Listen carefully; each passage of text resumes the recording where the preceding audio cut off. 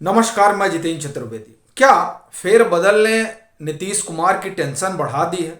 अब सवाल यह है कि किस फेरबदल की बात हो रही है, क्योंकि एक फेरबदल तो बिहार में भी हुआ है। वहां नए डीजीपी आए हैं, आर एस भाटी, जिनके बारे में ये कहा जाता है कि दरअसल वो उन अफसरों में उनकी गिनती होती है जिन्होंने लालू राबड़ी के दौर में भी तमाम लोगों पर नकेल कसी रही, और उसमें ये दोनों भी शुमार हैं। तो ऐसी स्थिति में क्या ये जो फेरबदल हुआ है ये नीतीश जी के लिए संकट का सबब है या फिर किसी और की बात हो रही है? तो असल में यह भी उनके लिए समस्या का सबब बनता नजर आ रहा है। और दूसरा जो फेरबदल है वो असल में मोदी कैबिनेट के रिसफल का है। अब एक सवाल तो उठेगा ही कि रिसफल मोदी कैबिनेट में हो रहा है तो उससे नीतीश सरकार के लिए संकट क्यों पैदा होगा? वह भी तब जबकि कम से कम जो नीतीश कुमार और उनकी पार्टी तो अब एनडीए का हिस्सा है भी नहीं।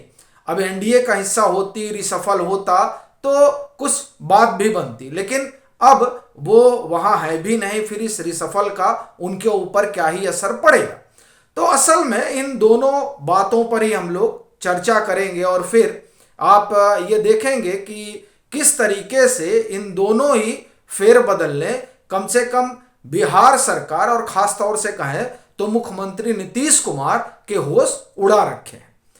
देखिए, ये जो पहला बदलाव हुआ जिसमें वो नए डीजीपी लेकर आते हैं, तो दरअसल वो तो उन्होंने लाया अपनी सुशासन बाबू की छवि को बनाए रखने के लिए, क्योंकि पिछले 3-4 महीने में उनकी इस छवि को गहरा धक्का लगा। और खास तौर से ये जो शराबबंदी है उसे इंप्लीमेंट ना करा पाने और उसकी वजह से जहरीली शराब का जो मामला आया और फिर कई लोगों का उसमें दुखद निधन भी हुआ, उन तमाम बातों ने तो वहां की सियासत को गरमा ही दिया था। एक दूसरा, ये जो शराबबंदी और जहरीली शराब, इसकी वजह से जो उनका अपना एक आधार रहा वो आधार भी हिल ही गया था।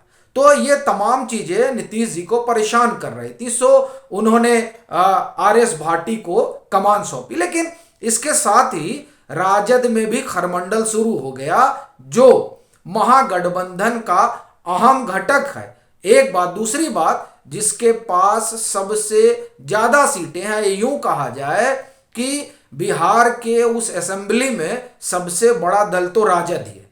और ये चर्चा रही है कि दरअसल ये जो चाहे शराबबंदी लाने की वजहों में एक बड़ी वजह ये भी थी कि नीतीश जी जब लेकर आए थे तो उनके दिमाग में ये बात थी कि किसी तरीके से इनकी जो इकोनॉमी है राजद की, उस पर चोट करना है। तो उसमें एक मसला शराबबंदी वाला भी था और दूसरा जो है बालू से जुड़ा हुआ जो तमाम धंधा है वहां पर। लेकिन बंदी के बाद में भी राजद पर कहा जाता है कि इसका कोई असर ज्यादा पड़ा नहीं।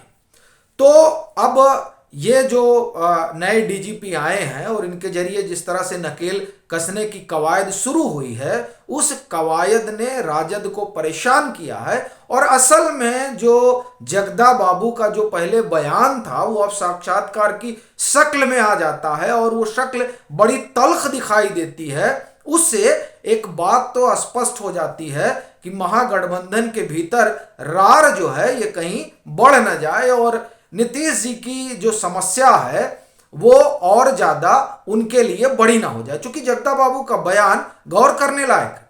उन्होंने उस साक्षात्कार में एक तरह से आप कहिए कि अब चूंकि वो बड़े नेता हैं तो उस तरह की शब्दावली का तो प्रयोग नहीं कर सकते और वो उनके स्वभाव का हिस्सा भी नहीं है, लेकिन उन्होंने जो कहा है वो दरअसल बड़ी बात है। वो कहते हैं कि साहब, जब आप बड़े की इच्छा रखते हैं तो छोटा छोड़ देना चाहिए। सीधे सीधे वो नीतीश जी को ये कह रहे हैं कि अब आप 24 के लिए निकलिए और इस कुर्सी का मोह छोड़िए। ये दरअसल नीतीश जी जैसे कद्दावर नेता के लिए बड़ी बात है जो जगदा बाबू कह रहे हैं। तो इससे एक बात स्पष्ट हो गई कि महागठबंधन के भीतर ये जो अभी हाल फिलहाल निर्णय हुआ, इस निर्णय ने एक घमासान तो मचाया ही। दूसरा, जो बात हम लोग फेरबदल की कर रहे हैं वो फेरबदल भी नीतीश जी को परेशान कर रहा है, खास तौर से जो कैबिनेट रिसफल वाली बात है। अब सवाल है कि वो कैसे परेशान कर सकता। देखिए जो रिसफल हो रहा है, इस रिसफल में आप देखें तो एक जो मंत्रालय था वो जदयू के पास था, इस्पात मंत्रालय, जिसमें आरसीपी सिंह जिसके मंत्री थे।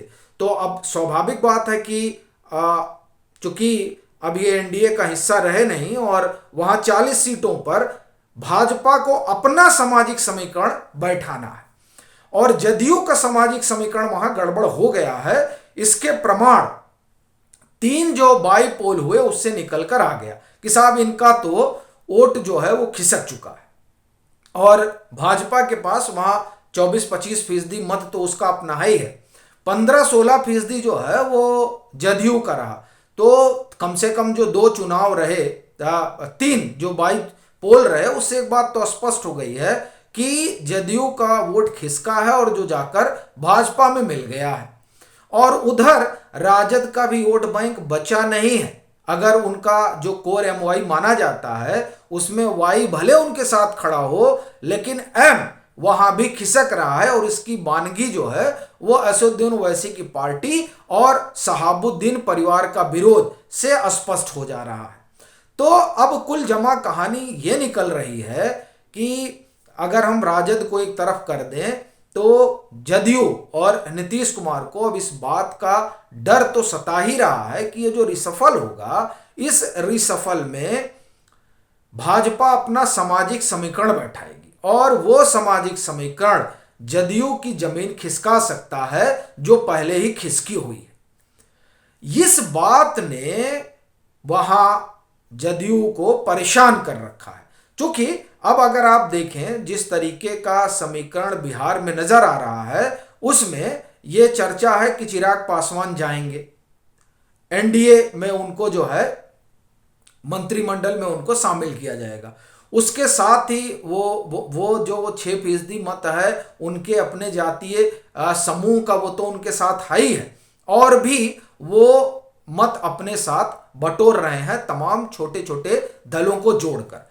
अब ये जो बात है ये भी बहुत ठीक संकेत तो नहीं है जदयू के लिए। हाँ, अब ये अलग बात है कि जिस तरह की परिस्थितियां बिहार में उपजी हैं उन परिस्थितियों के बसीभूत ये हो सकता है कि नीतीश जी फिर इधर से उधर कुछ करें, लेकिन बड़ी बात यह है कि क्या इधर से उधर कुछ करने में भाजपा अब उस स्थिति में होगी कि नीतीश जी के साथ जाया जाए, या नीतीश जी अब उस स्थिति में हैं कि वो इधर से उधर जा सके। क्योंकि देखिए अभी जो साफ दिखाई दे रहा है वो ये कि इनका मत प्रतिशत तो खिसक गया है और ये जो मत प्रतिशत का खिसकाव है ये साफ तौर पर बता रहा है कि एक कभी दौर हुआ करता था जब जदयू का अपना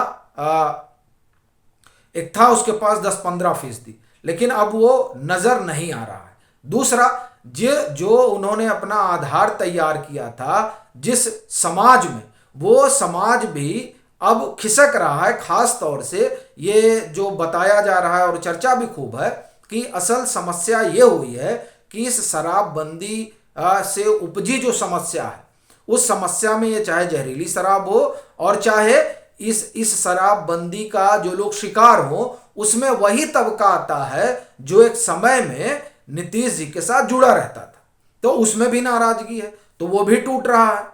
और इधर देखिए जो जीतन राम मांझी या उनके जो तमाम सहयोगी हैं वहां से भी जिस तरह की बातें निकल रही हैं उससे एक बात तो स्पष्ट है कि भीतर हो या बाहर दोनों ही तरफ से नीतीश जी का संकट बड़ा हो गया है।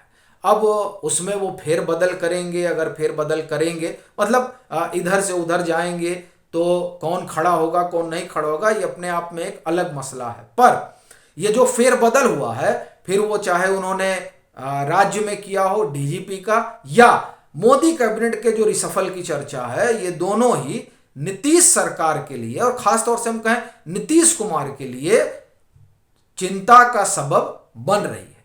अभी के लिए फिलहाल इतना ही। अगर आप मतांतर से नहीं जुड़े हैं तो जुड़िए, वीडियो को लाइक कीजिए, शेयर कीजिए और अपने सुझाव जरूर साझा कीजिए।